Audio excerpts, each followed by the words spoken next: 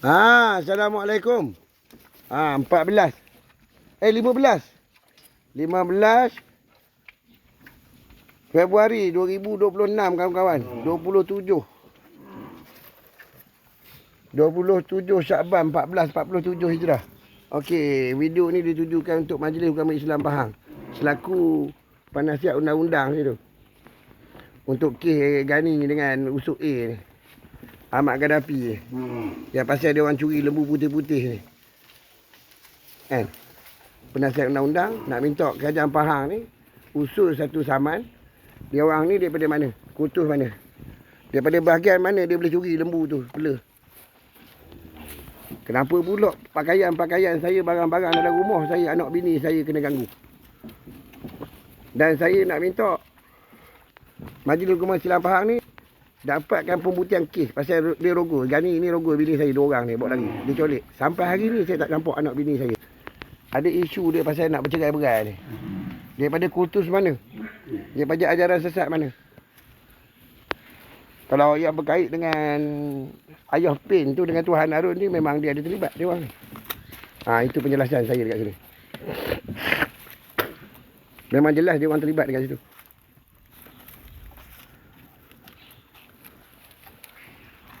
Kan?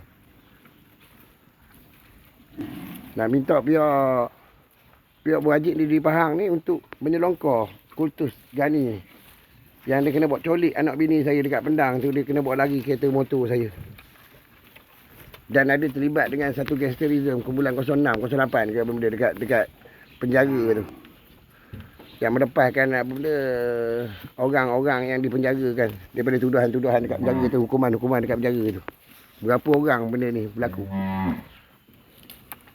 Dia jadi macam mana benda tu? Lagi satu ni Gani yang ada dekat Majlis Ugama Islam bawah Ugama Majlis Ugama Islam Pahang, Majlis Ugama Istiadat Pahang, ada satu orang lelaki. Lelaki bini yang melibatkan 302 melibatkan dekat Rompin sana gitu. Ni. Polis Kontijen Pahang. Korang dah dapat belum? Cuba bentangkan sikit pada ni. Ni yang apa ni? Task Force District Disable ni melibatkan Gani ni. Ayah kepada cikgu dekat Pekan ni tu.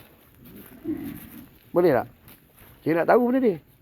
Saya tahu daripada bukan mulut pada isteri saya, saya tahu daripada mulut kawan saya, kenalan saya, kawan saya lah. Saya berkawan dengan dia daripada budak lagi. Ayah saya bawa balik ke rumah daripada Jawa Barat ni. Dia daripada Serdang, Jawa Barat.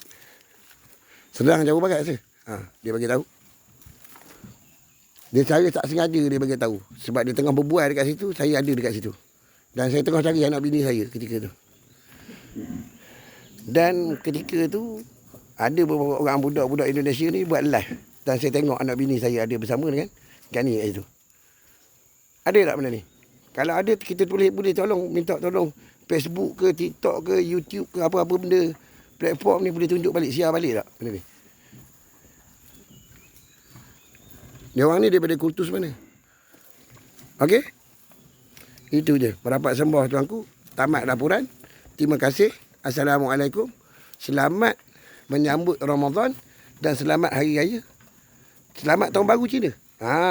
Selamat Raya Tahun Baru Cina. Yang mana memandu tu minta berhati-hati di jalan raya. Jangan kopoh. Kalau penat berhenti dulu. InsyaAllah. Ya. InsyaAllah. Mudah-mudahan ya. Alhamdulillah. Berhenti dulu, rehat-rehat, santai-santai.